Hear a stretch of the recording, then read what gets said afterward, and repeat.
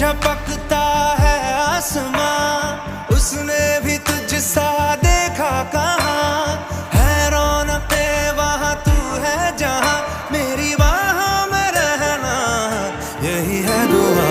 तू अगर मेरी है फसाना तेरा, तू अगर मेरी तो ज़माना तेरा, तू अगर मेरी मैं हूँ तेरा।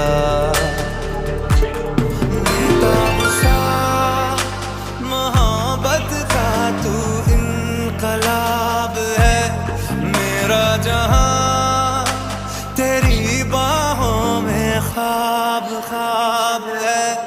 गहरा हुआ गहरा हुआ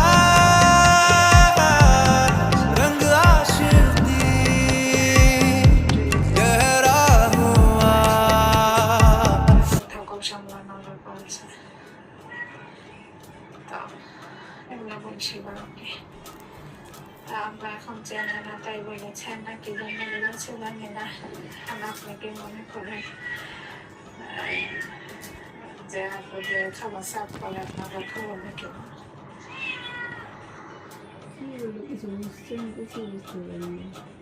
আসসালামু আলাইকুম। আপনাকে আপনি কমেন্ট রাখছেন ইয়াতে সোশ্যাল মিডিয়াতে।